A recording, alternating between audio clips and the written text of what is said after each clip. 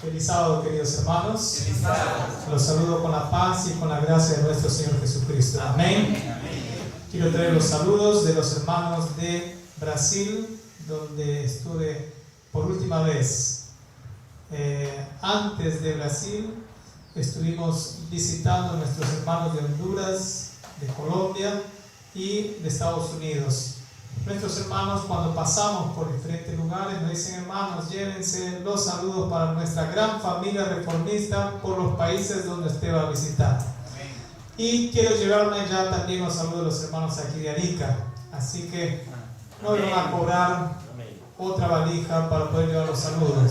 Así que los voy a llevar con alegría. Amén. Amén. Tuve la alegría también de tener algunos contactos con nuestro hermano Gabriel en años anteriores. Estuvimos participando de la iglesia virtual aquí de Arica también, ¿no es cierto?, en algunas ocasiones. Y era mi anhelo, era mi deseo conocer aquí este lugar, conocer a mis hermanos de nuestra gran familia, y el Señor me ha dado este gran privilegio. Amén. Amén. Como fue mencionado por el pastor Joffrey, esta semana hemos estado junto con nuestros compañeros, hermanos de la obra, aquí realizando este maravilloso trabajo que es la obra médico-misionera que se realiza a través de la obra del colportaje. Creo que todos nosotros hemos tenido lindas experiencias aquí, y en la tarde vamos a tratar de comentarlas algunas. Hemos conocido este barrio aquí próximo de la iglesia y hemos visto que la mayoría conoce nuestra iglesia. Amén. Y conoce solamente la fachada, ¿no es cierto?, la parte física, pero de las puertas para adentro muy pocos la conocen. Pero gracias a Dios hemos tenido la alegría de compartir algunas experiencias con varias familias aquí del barrio, y algunas de ellas están aquí, ¿no es cierto?, como la hermana Sonia. Estamos muy contentos porque ella aceptaba nuestra invitación. ¿Qué más, Joelson? ¿No es cierto? Anoche estuvieron algunas familias más, y les digo que vale la pena contactarse con las personas. Y hemos descubierto algo, que las personas están ansiosas por recibirnos, solo que no se dan cuenta. Muchas de ellas, infelizmente, con graves problemas de salud, sin saber qué hacer. Miren, hemos encontrado una señora de 40 años. 40 años apenas, es joven, 40 años es joven. Pero ya poniéndose insulina 4 veces al día, con 40 años. Es triste, ¿no es cierto? Estos días, hermano Julio, encontramos al señor Danilo, ¿no es cierto?, que ya tenía una herida grande en la pierna. La esposa hace pocos meses había muerto de diabetes. Él también estaba con diabetes y no sabía más qué hacer. Cuando le presentamos el plan de alimentación, de nutrición, de tratamiento natural, él quedó encantadísimo. Entonces pidió para que volvamos el mes que viene para hablar más y dejarle también a la literatura. Así también, fíjense, qué importante es que nosotros nos demos a conocer a la gente. El oro, cuando está escondido, ¿cuánto vale? Nada. El oro cuando está escondido no vale nada, pero el oro cuando ya ha sido descubierto, está en todo su brillo, entonces ese metal es uno de los metales que más valor tiene en el mundo, ¿no es cierto?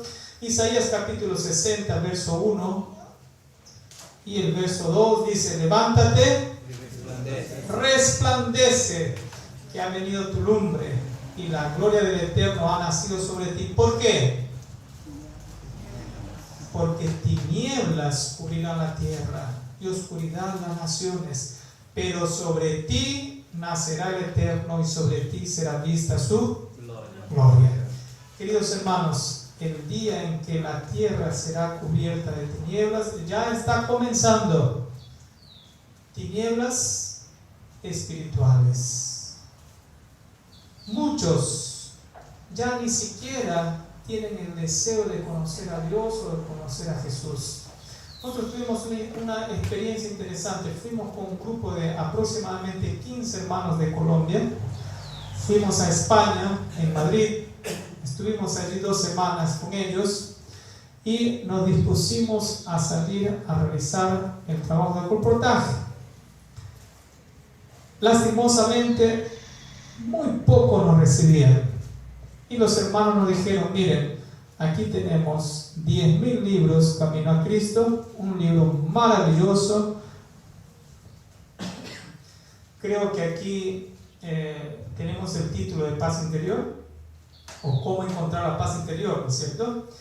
Un libro maravilloso. Nos dieron 10.000 libros y dijimos: ahora sí, vamos a salir a distribuirlos. Cada uno llenó sus mochilas y salíamos a distribuir. Para nuestra sorpresa, ofrecíamos esos libros gratuitamente y la gente decía: no, no quiero. Si es de religión, no me interesa. No lo voy a leer. Nos quedamos así medio tristes porque la gente nos rechazaba. Hasta que finalmente, conversando con los hermanos, nos dijeron: es mejor que vayamos a estudiar esta literatura en barrios donde sabemos que hay un buen número de latinos. Y nos fuimos para allá. Y comenzamos a distribuir y ellos sí nos recibían, abrazaban, nos agradecían y nosotros también quedamos mucho más contentos. Nuestra conclusión: ¿por qué los europeos no recibían nuestra literatura y los latinos sí recibían nuestra literatura? Conversando con los hermanos, llegamos a la siguiente conclusión: los europeos aparentemente tienen todo y no les falta nada. Los latinos que van de acá van en busca de un trabajo, en busca de algo mejor que un país europeo les puede ofrecer. Y muchas veces se encuentran con dificultades para encontrar una casa donde vivir, dificultades con el trabajo. Muchas veces tienen que compartir una piecita entre 3, 4, 5 personas y trabajar así, casi como la situación de un esclavo. Estas personas, cuando se le entrega una literatura, para ellos es una palabra de alegría, de esperanza. En medio del dolor, en medio de la distancia de sus seres queridos, por fin alguien le está extendiendo una mano.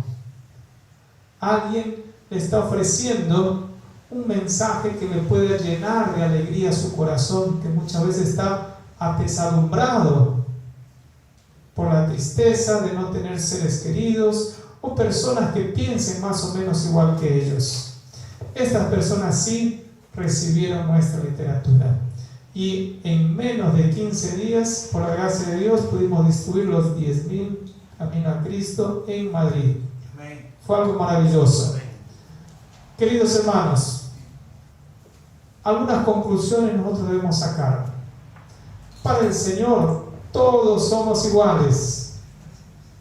Los pobres, los ricos, los blancos, los morenitos, todos somos iguales. Incluso había un hermano aquí en Chile que se llamaba Esmeralda Heredia. ¿Cuántos los conocieron al hermano Esmeralda Heredia? Creo que todos, ¿no? Él decía: hermanos, los chilenos no van a ir al cielo. No sé si ustedes recuerdan. Yo me creo. Los brasileros no van a ir al cielo. Los peruanos tampoco. Solo van a ir al cielo los cristianos. ¿Cierto? Entonces, no es nuestra nacionalidad la que va a definir si vamos a ir al cielo o no, sino es nuestra entrega al Señor. Porque el Señor murió por ¿cuántos? Murió por todos y no quiere que nadie se pierda, sino que todos procedan al arrepentimiento. Entonces, queridos hermanos, hoy esa mentalidad de no necesito nada, ya tengo todo, cada vez más está tomando pose de la mentalidad del ser humano. Y es cuando el corazón del hombre se endurezca totalmente, es cuando las tinieblas van a cubrir esta tierra. Pero en medio de las tinieblas el Señor tiene sus hijos, aunque pocos, pero que los llama a que puedan brillar, que puedan levantarse, resplandecer como la luz del sol, para que este mundo pueda ser iluminado con la gloria de Dios a través de sus representantes. Me gustaría recordar con ustedes la experiencia de dos niños que resplandecieron en este mundo de una forma extraordinaria. Primero un niño, después una niña. Fíjense, cuando el Señor Jesús estuvo aquí en la tierra y estaba junto a una multitud que dice la Biblia, 5,000 hombres, sin contar mujeres y niños. Después de todo el día que estuvieron escuchando la palabra de Dios, el Señor le dice a sus discípulos, ahora dadles vosotros de comer. Y ellos no tenían nada y preguntaron allí a la multitud si había alguien que tenía algo para comer. ¿Y encontraron a quién? Solo un niño que tenía ¿cuántos? 5 panes y 2 peces. Lo llevaron a Jesús, el Señor multiplicó estos panes y 2 peces, toda la multitud comió y todavía sobró. ¿Quién fue la persona más feliz en esa ocasión? El niño, porque lo poco que él tenía en las manos de Jesús se multiplicaron para alimentar a toda esa gran multitud. Así es, el Señor no nos pide hacer cosas extraordinarias en esta vida para poder resplandecer. El Señor nos pide que nosotros demos lo poco que tenemos, porque en las manos de Dios todo se multiplica. Ahora vamos para otra niña. Tenemos que ser como niños para entrar en el reino de los cielos, ¿no es cierto? ¿No dice el Señor? Así nos dice. Entonces fíjense, los niños son nuestro ejemplo. En esta ocasión hablamos de una niña que había sido llevada cautiva de Israel para Siria. Esta niña, fíjense la situación de ella. No tenía papá, no tenía mamá, no tenía hermanos, no tenía amigos, estaba distante de su país, no tenía una iglesia donde ir a reunirse. Ella estaba absolutamente sola y aún más, no era una esclava, pero era una sierva. Imagínense ustedes hacer el culto solo, cantar solo, arrodillarse solo, hacer todas las devociones solo. No es fácil, ¿no es cierto? No es fácil. ¿Cuántas veces a esta niña lo han debido invitar para ir a otras iglesias? Esta niña era aquella niña que estaba en la casa de Naamán. ¿Ok? ¿Cuántas veces la esposa de Naamán habrá invitado a esta niña para ir al templo de Dagón, al templo de Baal, al templo del cual para asistir, pero ella sabía que no podía adorar a otros dioses? Entonces esta niña prefería quedarse en casa. Y ella adoraba al único Dios verdadero que era Jehová. ¿Cómo predicarle a la gente en un país pagano?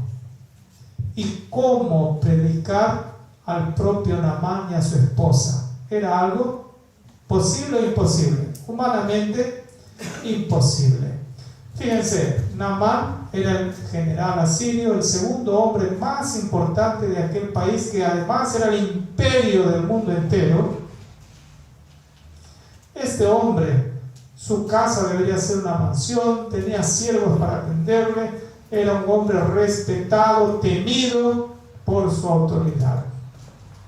¿Tenía necesidad de algo? ¿Qué les parece? ¿Naamán tenía necesidad de algo? ¿Sentía necesidad de algo? No sentía. Hasta que un día comenzaron a aparecer manchas en su cuerpo. Y cuando fue al médico, el médico le dice: mira, tú tienes una enfermedad que se llama lepra. Esta enfermedad es incurable. Hermanos, solo ese diagnóstico es capaz de destruir a cualquier persona. ¿Cómo se queda el ánimo de una persona así? Completamente por el suelo. Lo mínimo es depresión, angustia, dolor. Pensar solo en que iba a vivir muchos años con la piel descomponiéndose. Era preferible morir en ese día que seguir viviendo en un estado de, literalmente, descomposición. Terrible, ¿no es cierto? Finalmente la niña se entera de esa situación y le dice a su señora: si mi señor Naamán fuera en Israel y buscar al profeta Eliseo, ¿qué dice? Él lo sanaría. Miren, esta niña resplandeció en el momento correcto. Ahora, interesante, ¿cómo es que un general le va a dar oído a una niña? ¿Cómo es? ¿Cómo es que un general le va a escuchar y va a tomar la decisión de ir a Israel por las palabras de una niña? Dos cosas aquí hay importantes. Que esta niña no era una niña cualquiera. Era una niña que había ganado el respeto, la consideración de sus amos. Porque su comportamiento, ¿qué tipo de comportamiento creen ustedes que tenía esta niña? Era un comportamiento ejemplar. Que más de una vez habían visto que era una niña que era firme en sus creencias, en sus convicciones, en su fe. Y cuando ella le tocó dar un consejo, entonces este hombre, el más importante de aquel país, analizó y dice: voy a hacer lo que esta niña dice. Ahora fíjense, me dirijo a los jóvenes. Si a nosotros como jóvenes, bueno, yo ya pasé, ya creo, ¿no? Pero a ustedes como jóvenes les toca ir a vivir en otro país, en Holanda, o quizás en Estados Unidos, o quizás, qué sé yo, en Australia. ¿Será que ustedes continuarían sirviendo a vuestro Dios?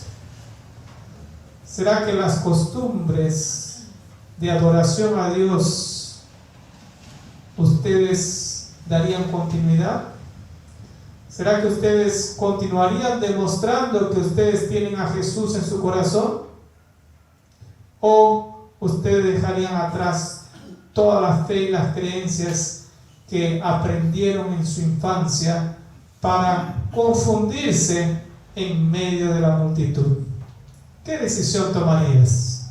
Porque a veces es fácil seguir a Dios cuando mi papá, mi mamá me llevan a la iglesia.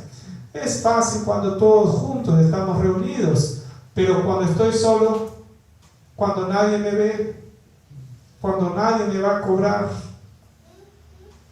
¿cómo será tu fe? ¿Cómo será tu experiencia en esas circunstancias? ¿Será que guardarás el sábado conforme al mandamiento? ¿O dirás, bueno, me voy a dar unas vacaciones porque aquí no hay nadie que me vea?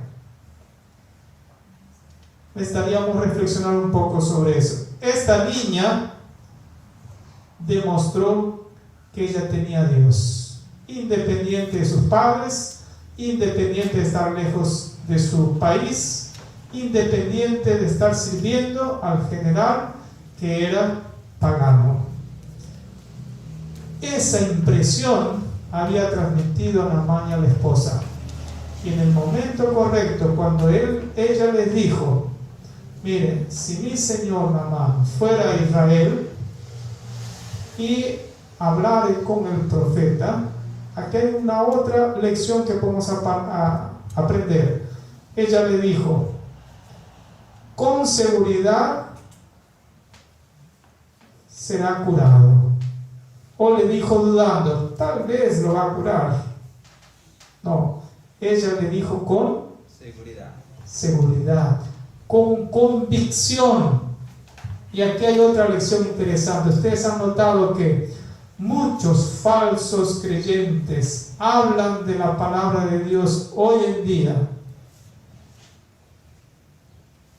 de la siguiente forma: hablan la mentira como si fuera verdad. Y nosotros que tenemos la verdad, muchas veces hablamos la verdad como si fuera mentira. Como si fuera mentira. ¿Se dan cuenta? Si nosotros, al estudiar la palabra, tenemos la convicción que este es el camino, la verdad y la vida, entonces nosotros deberíamos hablar a la gente con convicción, sin duda alguna. Y nuestra convicción se demuestra no solamente por nuestras palabras, no solamente por el tono de nuestra voz, sino también por ¿qué más? Por nuestro comportamiento, como somos. Cuando nosotros visitamos a la gente, ellos hacen una evaluación completa. ¿Qué es lo que estamos diciendo? ¿Cómo estamos diciendo? ¿Y cómo nos estamos presentando? Ese conjunto de cosas pueden impresionar positivamente o negativamente en el corazón de la gente. Y esta niña impresionó a Naamán positivamente. Al día siguiente, entonces él tomó la decisión de ir a Israel, pero no fue de manos vacías. En el capítulo 5 de Segunda Reyes dice que él llevó regalos para dar al profeta Eliseo. Y no fueron regalitos, ¿no? No fueron ni bombones, ni dulces, ni caramelos. Miren, llevó plata, vestidos, regalos, cosas valiosas, haciendo una conversión de cambio de valor para nuestros días. Se estima que el regalo que Naamán llevaba superaba ampliamente los $100,000. ¿Les parece mucho o poco? Nos vendría bien, ¿no es cierto? Nos vendría bien. Entonces, Naamán llevó todo eso. Parece natural del ser humano querer comprar favores, pero en el reino de Dios no funciona así, porque no hay favor que nosotros podamos hacer para recibir el perdón de nuestros pecados. No hay favor que nosotros podamos hacer en cambio del milagro de la restauración de nuestra salud. Naamán entonces visitó Israel, se encontró con el rey y fue enviado para encontrarse con Eliseo. Pero cuando él estaba llegando a la casa de Eliseo, ¿quién le salió a recibir? ¿Quién le siguió? Su siervo. ¿Ustedes recuerdan el nombre del siervo? Jesse, ¿no es cierto? Jesse salió y le dice: miren, mi Señor dice que te vayas a bañar 7 veces en el río Jordán. Y eso fue algo muy doloroso para Naamán. ¿Saben por qué? Porque su orgullo fue herido. ¿Cómo? Dice, yo ir a bañarme en el río Jordán. En mi país hay ríos mucho mejores que el río Jordán y todavía no, aquí esto es un juego, me voy. Cuando estaba retornando a su casa, el calor del enojo ya había pasado. Un siervo se aproxima y le dice, pero mi señor, si el profeta te hubiera pedido una cosa más difícil, ¿acaso no lo hubieras hecho? Y esa cosa tan sencilla de bañarse en ese río, una vez nada más. Entonces él, tienes razón, voy allá en el río. ¿Qué es lo que primero tuvo que hacer el rey Naamán? Imagínense ustedes. Miren, el general Naamán, ¿no es cierto? ¿Cómo estaba vestido ese general? Yo me imagino que estaba vestido con sus mejores ropas. ¿Qué más? Quizás tendría collares de oro, quizás tenía brazaletes de oro, pero él tuvo que despojarse de todo. Tuvo que sacarse todo, tuvo que dejar toda su gloria a un lado y entrar en el río Jordán. Y allá cuando él entró una vez, 2 veces y llegó finalmente a la 7ª, él vio que su piel estaba como la de un niño. En primer lugar, ¿quién hizo el milagro? Dios hizo el milagro de la restauración de su salud. Pero ¿con qué propósito el Señor hizo el milagro? De hacer un milagro mayor aún. ¿Cuál fue el otro milagro que el Señor hizo? Fue transformar el corazón de Naamán. Porque ese hombre duro, orgulloso, prepotente, autoritario, ahora cuando vio que su piel fue curada, yo me imagino que lágrimas le comenzaron a caer por las mejillas, porque él estaba completamente restaurado. La conclusión que él tuvo es que verdaderamente el único Dios verdadero que tiene poder y que hace milagros es el Dios de Israel. Porque todos los demás dioses a quien él había acudido en su país, ninguno tuvo el poder para curarlo. Queridos hermanos, en primer lugar, Salmos 103, versículo 2 y 3 dice: bendice alma mía Jehová y no te olvides de ninguno de sus beneficios. Él tiene poder para perdonar nuestros pecados y ¿qué más? Y sanar todas nuestras enfermedades. El Señor está más dispuesto a sanarnos que nosotros de buscarle para que nos sane. Y Él usa sus representantes, que somos cada uno de nosotros, para poder encontrar esas personas, orar por ellas y darles la sanidad. Pero sobre todo, el Señor quiere transformar nuestros corazones. El Señor dice: dame, hijo mío, tu corazón. El Señor está esperando que nosotros entreguemos nuestro corazón. Él está dispuesto a hacer milagros para que tú reconozcas que Dios es el Dios verdadero a quien tienes que servir. Y a veces la enfermedad, a veces el dolor, la angustia, el pesar, es el momento cuando Jesús más fácilmente tiene entrada. ¿Cuándo una persona está más dispuesta a recibir a Jesús? ¿Cuándo? Cuando está enferma, ¿no es cierto? Yo me imagino que hasta un ateo cuando está enfermo dice: si existiera Dios, que me cure, por favor. ¿No es cierto? Puede ser así. Miren, entendiendo cómo es la mente del hombre, cómo es el corazón del hombre, Jesús, cuando estuvo aquí en la tierra, dice, recorría toda Galilea, enseñando en las sinagogas, predicando el evangelio del reino y sobre todo, ¿qué cosa? Sanando toda enfermedad y dolencia de la gente. Pero ustedes recuerdan aquel texto del deseado de toda la gente que dice que Jesús más sanaba que predicaba. Porque cuando la persona era restaurada físicamente, entonces podía ver en Jesús como el Hijo de Dios y el Salvador de la humanidad.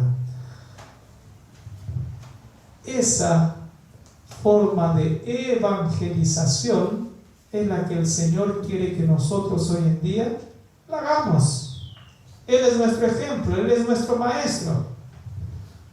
Enfermedad hay en todas partes del mundo. Enfermedad, ¿será que solo los pobres? No, los ricos también tienen enfermedad.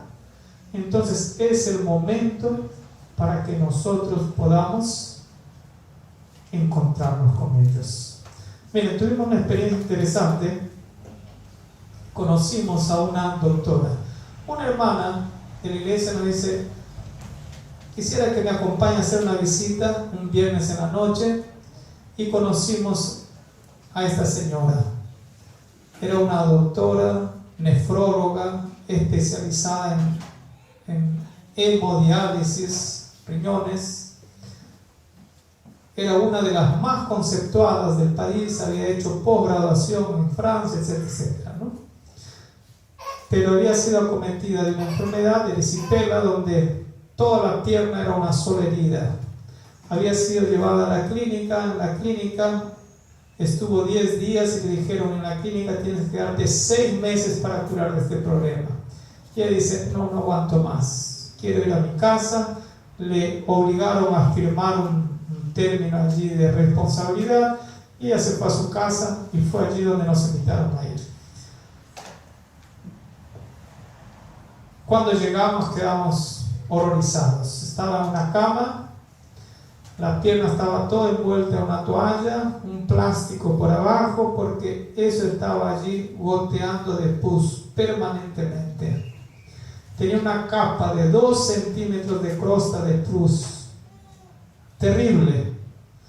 Estaba literalmente tomando más de 12 remedios por día para el dolor de cabeza, para las punzadas que tiene el pie, para la presión, para la diabetes, para el dolor, para un montón. Entonces el esposo nos dice, ¿será que ustedes pueden hacer algo por mi esposa? Entonces le dijimos, mire, algo podemos hacer. Si ustedes están dispuestos a ayudarnos, nosotros también estaremos dispuestos a ayudarles. Entonces empezamos un lunes haciéndole solo tratamiento natural y la dieta también, cuidando de su dieta. Llegábamos a las 9 de la mañana y salíamos a las 5 de la tarde. En resumen, en 30 días la herida quedó así en un punto. En 45 días ella volvió al trabajo. Y ella quedó tan profundamente agradecida que dijo, ¿cómo puedo pagarles el favor que ustedes han hecho por mí? Le dijimos, miren, yo soy misionero de la iglesia, los hermanos con sus diezmos ya pagan mi sueldo. Si usted quiere agradecer a Dios y a mis hermanos, le invito a que vaya el sábado a la iglesia y allá les agradezca. Entonces está bien. El sábado fue ella, fue su esposo, ingeniero civil, fue su madre, directora de una escuela, fue su hermana, cardióloga, sus 2 niños, su prima, fue toda una familia entera a la iglesia. y agradeció infinitamente a Dios y a los hermanos por el apoyo que le han dado. Esta doctora quedó tan amiga de nosotros que vino varias veces a la iglesia e incluso ella nos respaldó en un consultorio que teníamos en ese lugar. Queridos hermanos, esta gente ni creía en Dios, o creía así, a lo lejos, pero cuando íbamos, hacíamos el culto de la mañana, el culto de la tarde con ellos pasaron a recibir nuestra literatura, a leerla y a valorizar a Dios. ¿De qué otra forma esta gente podía haber conocido a Dios? Difícilmente. La salud es el medio por el cual Dios nos ha dejado para poder alcanzar el corazón de la gente. El Señor le llama a este trabajo de la obra médico-misionera. La obra médico-misionera. A través del colportaje nosotros hacemos este trabajo y todos los hermanos pueden hacerlo desde la dimensión de sus trabajos y de sus casas para poder alcanzar a la gente. Cuando el Señor Jesús dejó esta sagrada comisión a sus discípulos, les dice: id por todo el mundo y predicad el evangelio a toda criatura. El que crea y sea bautizado será salvo, pero el que no crea será condenado. Ustedes me ayuden a pensar.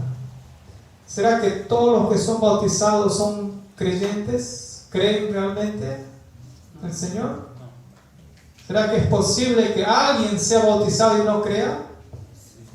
Es posible, pero es imposible que alguien crea de corazón y no sea bautizado. El Señor nos invita para que creamos y seamos bautizados. ¿Y cuál es la promesa? Ser salvos. Este es el trabajo que el Señor ha designado a su iglesia, porque la iglesia de Dios en este mundo es el medio señalado por Dios para la salvación de los hombres. Fue organizada para servir.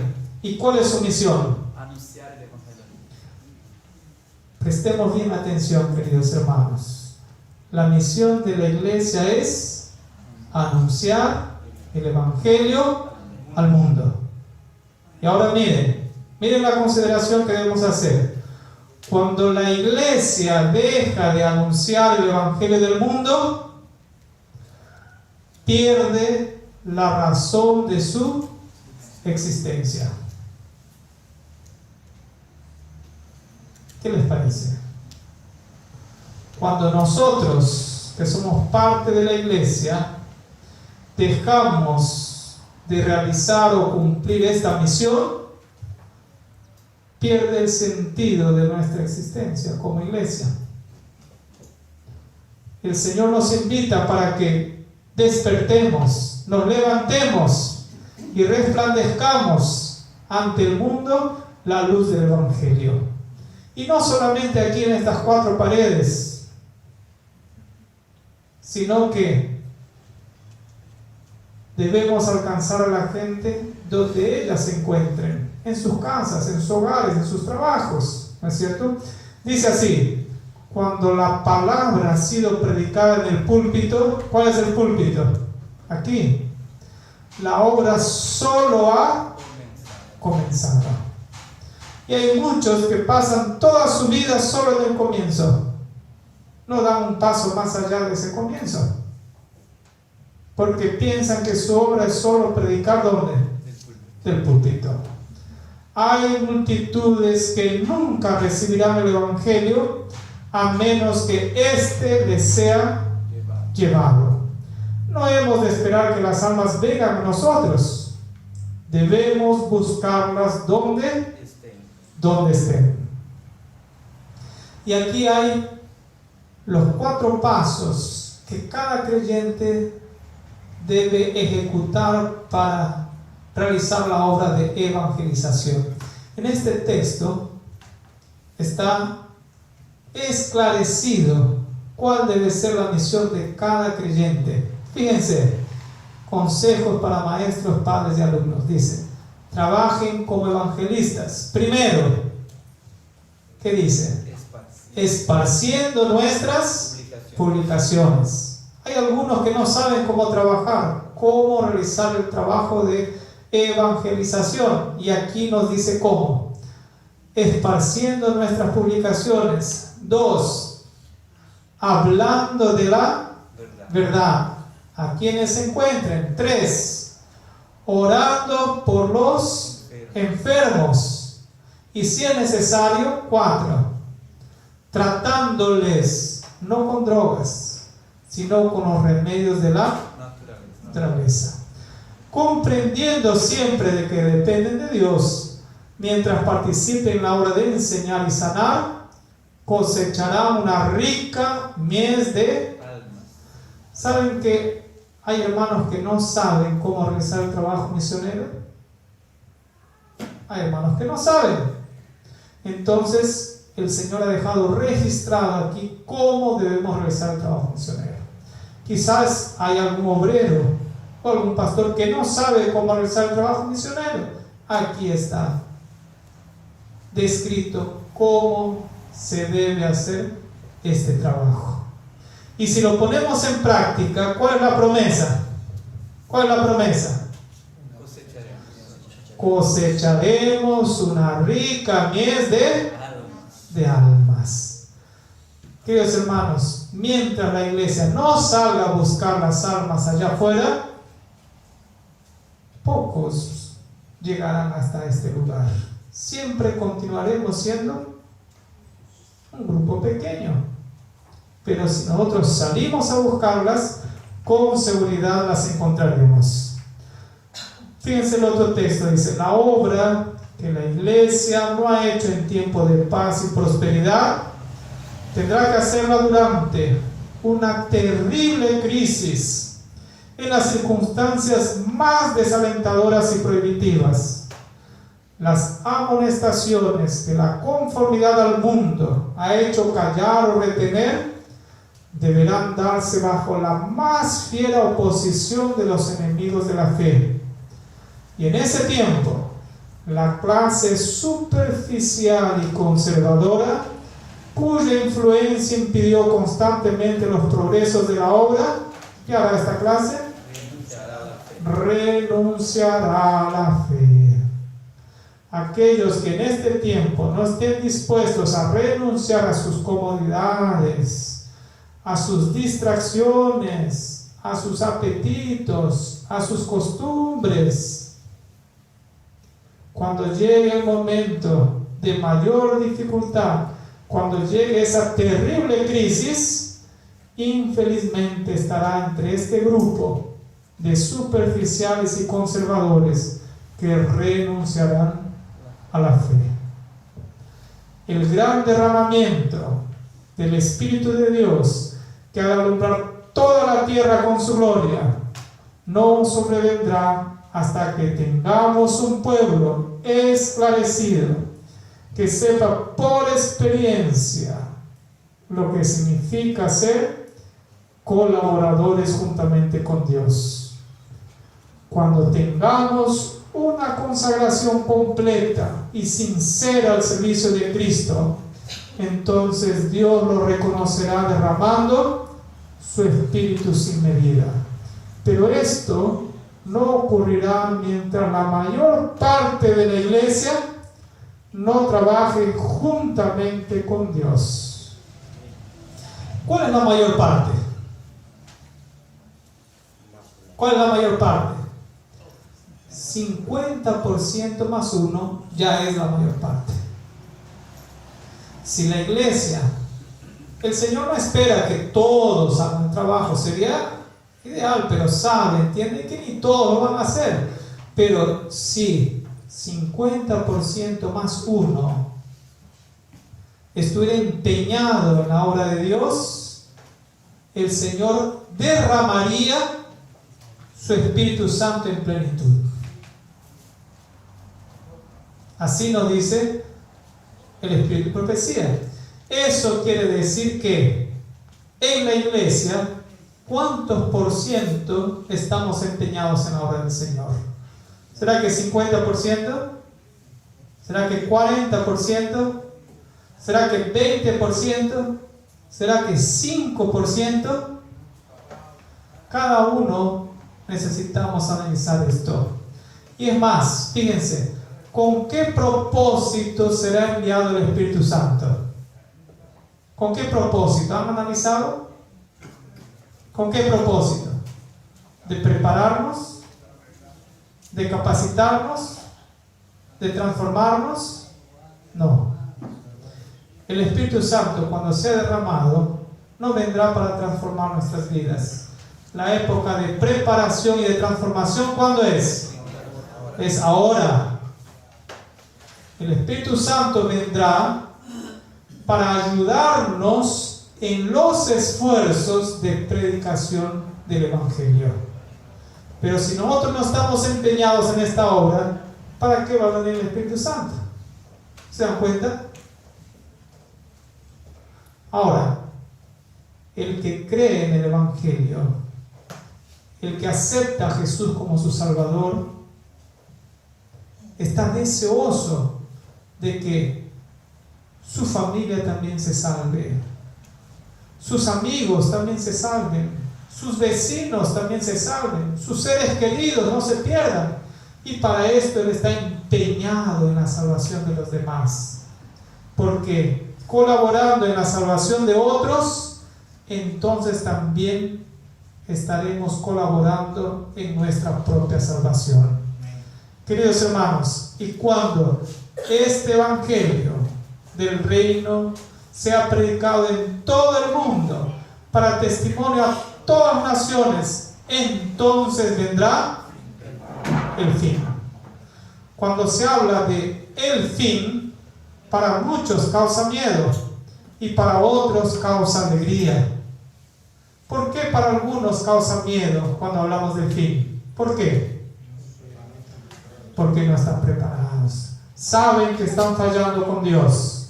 Pero para aquellos que están deseosos de que el Señor venga, dirán: Maranata, oh Señor, sí, ven pronto. Queridos hermanos, este mensaje no es para reprocharnos unos a los otros. Al contrario, es un mensaje para que analicemos cada uno nuestra condición. Y si estamos fallando, todavía tenemos tiempo de levantarnos y resplandecer. El propósito de este mensaje es para que nadie se pierda, sino para que todos tengan la vida eterna. Que el Señor los bendiga en mi deseo de oración. Amén.